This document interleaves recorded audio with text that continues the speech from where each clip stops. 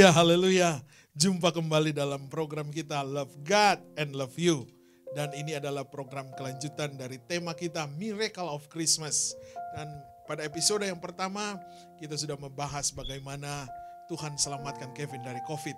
Dan saya hanya mau mengingatkan gejala COVID itu pertama adalah tenggorokan merasa kering ya Kevin ya. Ada batuk-batuk, meriang, demam.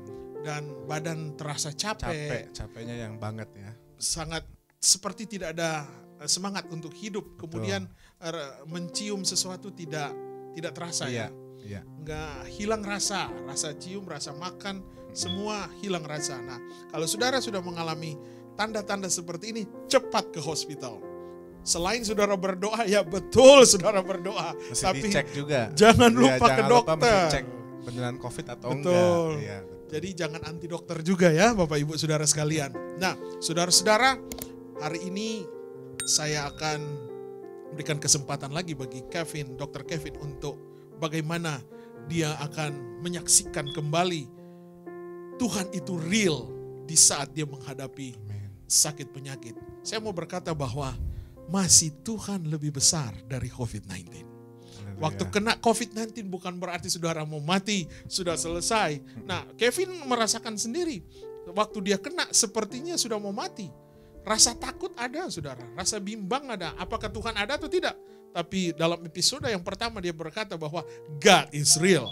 Dalam arti Tuhan menolong dan memberikan janjinya. Amin. Menyembuhkan. Saat ini sudah sehat ya. Sudah gak ada COVID lagi kan? Ya. Silakan. Jadi kalau bisa dibilang rasa takut itu mulainya ketika mungkin masuk minggu kedua ya. Minggu kedua itu. Setelah dapat hasil dari dokter ya. Setelah. Jadi benar-benar setelah tahu kita itu positif, itu tuh mental tuh kayak langsung break gitu. Kayak benar-benar langsung ada rasa kayak patah hati, rasa kayak aduh gimana nih gitu, kayak nggak tahu. Kita karena, human, ini berbicara ini human ya. Memang kita secara pribadi kan kita tahu sendiri di berita kan begitu banyak orang yang kehilangan, banyak orang yang benar-benar nggak tahu lah gimana gitu kan. Tiba-tiba ada yang mereka sudah dalam waktu 2 bulan, dalam waktu berapa bulan udah nggak bisa bangun lagi gitu. Nah sebetulnya pertama-tama mungkin kita merasanya seperti kayak just flu gitu. Oh jadi ya ini bakal lewat aja gitu kan, tinggal minum air hangat, tidur segala macam hilang gitu. Tapi ketika itu sudah mulai memasuki tahap di mana lebih menyerang, lebih merasa nggak enak, itulah di mana keadaan udah gitu tambah waktu itu saya cerita ke keluarga saya di Indonesia, mungkin sayanya masih oke ya, nggak nangis nggak apa-apa. Nah yang ini bingung, yang di Jakarta, yang di Indonesia pada nangis, pada merasa tuh kayak kan apalagi seperti sudah mau pergi ya. Seperti kayak waduh ini gimana gitu kalau misalkan jemaat mungkin kalau untuk penyakit lain kan mungkin nggak secepat ini gitu. Kalau ini tuh dalam waktu 1 minggu 2 minggu langsung cepat gitu loh. Betul. Nah jadi waktu itu saya merasanya tuh ada rasa khawatir sih pasti ada.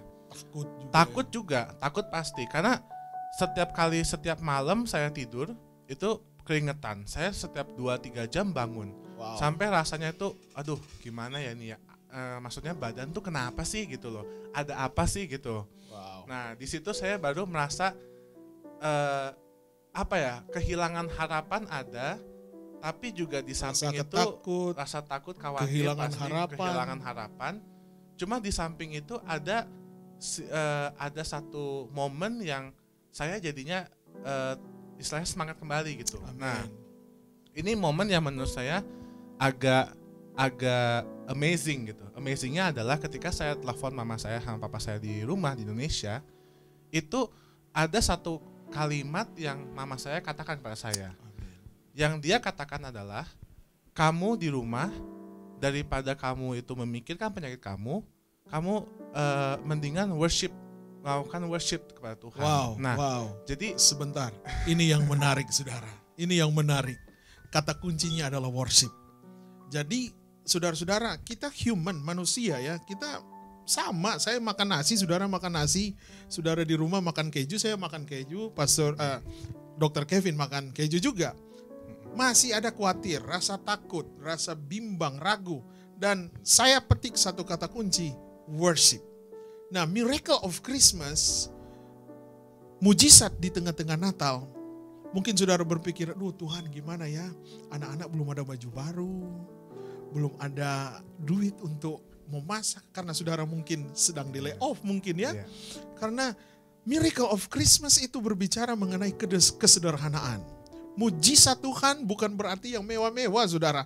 Natal sekali lagi bukan mewah, tetapi kesederhanaan. Yang saya petik di sini adalah worship, memuji Tuhan. Jadi di suasana Natal ini jangan saudara terbawa dengan ketakutan, jangan terbawa dengan intimidasi, saudara tidak bisa berbuat apa-apa. Saya sangat diberkati sekali dengan kata worship. Dan ini adalah sesuatu yang luar biasa. Selanjutnya gimana, Kevin? Jadi kalau mungkin buat kita sebagai manusia, kita mungkin mempertanyakan gitu. Betul. Wah, udah lagi sakit, badan lagi capek. Sendiri lagi kan? Sendiri, saya di rumah sendiri, makan juga masih nggak tahu gimana. Tapi yang dikasih tahu cuma disuruh memuji Tuhan, disuruh bernyanyi gitu. Saya udah gitu, memang di rumah kan ada gitar kan. Jadi saya akhirnya mulai dari itu, saya coba. Nah, kalau misalkan saudara mau tahu, itu pertama kali saya coba untuk nyanyi, itu setiap kata saya ambil napas. Saking susahnya untuk napas, setiap kata itu mesti ambil napas. Kalau enggak saya merasa itu kayak sesek gitu loh. Pas lagi bernyanyi itu sesek. Saya sempat membaca di satu artikel bahwa kalau orang yang kena COVID itu, dia tidak bisa banyak berbicara. Iya, betul. Karena untuk ngambil napas aja udah susah. Artinya kalau banyak bicara justru lebih cepat mati mungkin ya. Dan ini mujizat saudara. Waktu saudara worship dalam situasi tertekan seperti Dr. Kevin katakan, dia kesendirian, tidak ada pengharapan, dan mama orang tuanya hanya memberikan satu jawaban, worship to God, dan dia bisa lewati. Wow, saya yakin saudara-saudara waktu saudara memuji Tuhan, saudara akan lewati masalahmu bersama Tuhan ya. Jadi kalau misalkan secara medis mungkin memang kita menyanyikan melatih napas kita ya. Betul ya. Tapi di samping itu saya mikir-mikir lagi, oh ya benar juga ya. Dan mami saya benar-benar kasih tahu saya untuk worship itu benar-benar out of dia punya, maksudnya mindsetnya gitu loh. Benar-benar hanya terungkap gitu. Oh, kamu memuji Tuhan aja daripada kamu di rumah istilahnya meratapi keadaan kamu. Ya, pujilah Tuhan gitu. Nah, di situ saya benar-benar merasa, oh oke. Langsung saya lakukan tiap hari. Mungkin bisa dibilang apa yang saya lakukan biasanya seperti mungkin lihat laptop atau kerjain atau belajar atau ngapain, itu saya ganti semuanya dengan bermain gitar gitu. Memuji Tuhan ya. Iya. Wah, luar biasa. Saya sangat terberkati dengan kesaksian ini, saudara. Saya juga mengalami sesuatu yang tidak enak, dalam arti ada tekanan karena situasi COVID ini merubah segala-galanya. Betul. Cara kita beribadah dari live, dari langsung sekarang jadi virtual. Dan saya mau berkata bahwa Tuhan tidak pernah kekurangan cara untuk menyatakan mujizat bagi saudara. Dan ini sudah terbukti pada Dr. Kevin. Dia mengalami virus corona yang menimpa hidupnya itu bukan yang biasa-biasa, saudara. Hampir-hampir mau mati. Tetapi satu solusi yang dia bisa share kepada saya dan saudara bahwa tetap memuji Tuhan di saat ada tekanan ya. Luar biasa. Ya, jadi kalau saya bilang tuh kuasa Tuhan tuh dalam ketika saya terkena COVID itu nggak cuma berhenti sampai situ gitu. Jadi waktu saya memang dalam perjalanannya kan seperti yang saudara udah tahu dan pastor juga udah tahu kalau saya tuh di sini kan untuk melanjutkan kembali kan untuk menjadi studi di Amerika, terus juga menjadi dokter di Amerika gitu. Jadi untuk itu saya juga ada program-program di rumah sakit yang harus saya sudah lakukan. Nah, jadi waktu saya kena COVID di bulan Juli itu, saya harus tetap melakukan program-program itu, yang dimana masih ada 2 program lagi, dan itu waktunya kalau misalkan benar-benar tepat 2 bulan baru selesai. Dan yang waktu itu mepet, yang sampai saya sampai khawatir banget tuh adalah ketika sampai, jadi kalau biasanya kita kena COVID itu mungkin dalam waktu 2 minggu sampai 4 minggu bisa udah negatif gitu. Nah, saya waktu itu kalau nggak salah 3 minggu setelah saya kena COVID, setelah dites positif, saya coba tes lagi karena kan saya istilahnya tuh ada deadline. Saya mesti bisa balik Harus kerja balik nih. kerja. Iya. Jadi walaupun saya sudah fit tapi misalkan saya masih positif, itu tetap nggak boleh kerja gitu. Iya, Nah, jadi waktu itu apa yang terjadi adalah saya pergi ke rumah sakit yang sama, saya tes lagi, terus saya juga dapat hasil 1 minggu kemudian. Nah, itu dikatakan positif lagi. Nah, saya tuh bingung dah. Saya harus memulai program saya yang bulan Oktober awal itu sudah harus selesai. Tapi di bulan September itu saya masih di bulan Agustus akhir itu saya masih dibilang positif. Agustus tanggal Agustus awal masih dibilang positif. Jadi saya tuh udah bikin plan. Nah, jadi kuasa Tuhan tuh begitu baik ya. Amin. Begitu benar-benar menurut saya sih secara pribadi saya mengalaminya. Saya tahun ini tuh benar-benar mengalami banyak sekali mujizat Tuhan. Amin. Yang paling hebatnya adalah rencana Tuhan itu begitu tepat.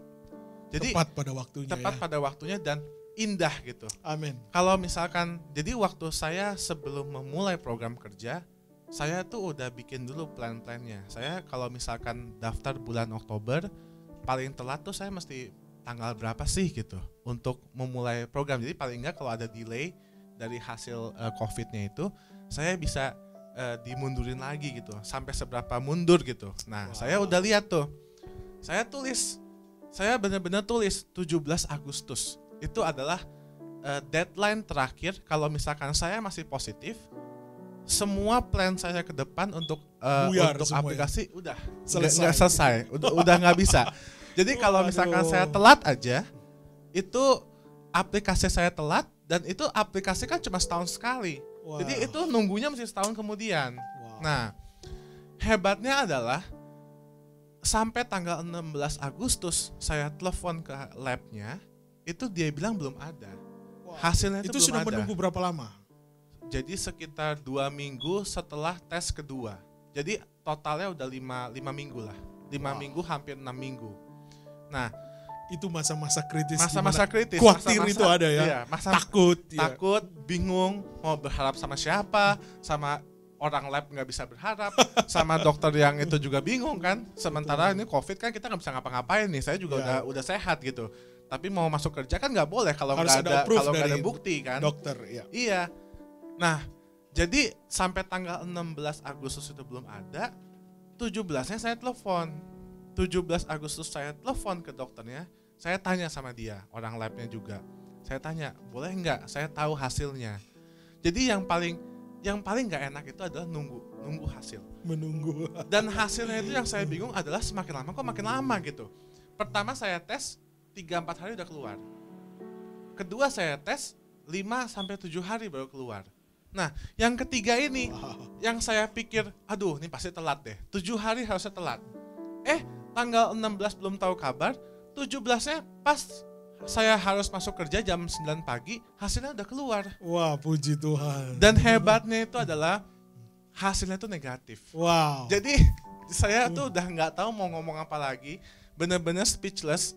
Benar-benar Tuhan itu dahsyat. Berarti God is real ya. Iya, saya tulis tanggal 17, dia kasih tanggal 17, bukan 16, bukan 18, 17 yang dikasih. Wow. Jadi saudara-saudara, saya mau berkata, Tuhan itu dahsyat, Tuhan itu hidup, Tuhan itu berkuasa dan kuasanya belum ada berbayang perubahan, saudara. Amin. Jadi indah pada waktunya. Indah pada waktunya. Waktu tanggal 16 menunggu belum ada, tanggal 17 jam 9 dia harus masuk kerja. Sebelum jam 9 hasilnya sudah keluar. Dia negatif. Iya, artinya betul. Kalau sudah negatif dia bisa bekerja. Wow. Kira-kira saudara bergumul tentang apa saat ini? Saya yakin indah pada waktunya Tuhan menolong saudara. Asalnya tetap worship to God. Amin. Berharap kepada Tuhan. Manusia masih ada khawatir. Siapapun saudara. Tapi saya yakin jangan tempatkan kekhawatiran melebihi daripada Tuhan. Amen. Yesus di atas segala-galanya. Haleluya. Sebagai conclusion, mungkin Kevin bisa memberikan pesan kepada saudara-saudara kita pemirsa yang ada di rumah. Kira-kira bagaimana kita akan melewati masa-masa sulit bersama Tuhan. Bahwa Tuhan itu ada. Ya. Jadi kalau saya bilang, apapun yang terjadi sekarang ini, itu pandemik, masa-masa susah, masa-masa ketika kita baik, kita senang, kita lagi sedih, kita lagi down. Amen. Menurut saya semuanya itu tuh adalah rencana Tuhan. Yes. Jadi Tuhan itu mau memberikan apapun seperti yang dikatakan di Alkitab, bahwa tidak ada satupun yang Tuhan kasih ke kita cobaan apapun yang melebihi dari apa yang kita bisa kan. Jadi apapun itu Tuhan tuh pasti sudah memikirkan bahwa kita di situ kita tuh bisa menghadapinya. Amen. Nah, cuma masalahnya adalah apakah kita sebagai seorang manusia mau berharap pada siapa gitu. Kalau misalkan sekarang ini lagi keadaan susah, bisa aja kita mungkin ke arah-arah yang yang mungkin udah mulai kita mesti bayar lah, ya, atau betul. mungkin karena bill jalan terus kan. kita mau menaruh harapan kita sama orang atau sama apa. Saya rasa sih ya kita bisa menaruh harapan sama orang, tapi kita nggak tahu, orang kan bisa berubah kan. Puji Tuhan. Sedangkan yang saya mau katakan adalah Tuhan itu tetap sama dari dulu sampai sekarang. Wow. Dan kalau misalnya kita berharap sama Dia, saya yakin dan percaya ya seperti yang saya sudah alami, bahwa Tuhan itu akan membuat sesuatu sesuai dengan apa yang Indah Dia sudah pada rencana, waktunya. Dan itu indah. Puji Jadi Tuhan. kita cuma harus berharap, kita taruh semuanya dalam Tuhan, dan kita percaya saja sama Tuhan. Haleluya, haleluya. Saudara-saudara, saya sangat diberkati dengan kesaksian ini. Tetap berharap kepada Tuhan sebagai conclusion untuk kita akan melewati situasi yang sulit. Saya bacakan firman Tuhan buat kita sekalian di dalam Ibrani pasal 11 ayatnya yang ke-6. Bagian B berkata, sebab barang siapa berpaling kepada Allah, ia harus percaya bahwa Allah ada, dan bahwa Allah memberi upah kepada orang yang sungguh-sungguh mencari Haleluya. Dia. Kalau saudara mencari Tuhan, Dia akan memberkati engkau, memberikan upah. Upahnya apa? Pertolongan. Mujizatnya nyata bagi saya dan saudara. Haleluya. Terima kasih Dr. Kevin. Thank you, buat Pastor Jamli. sama-sama kesempatan yang kita bisa dengar kesaksian yang hidup, memberkati, menguatkan. Amin. Jangan lupa mengandalkan Tuhan. Yesus selalu ada bagi kita sekalian. Haleluya, haleluya. Haleluya. Tuhan Yesus memberkati. Sampai jumpa dalam program kita yang berikutnya. Love God and love you.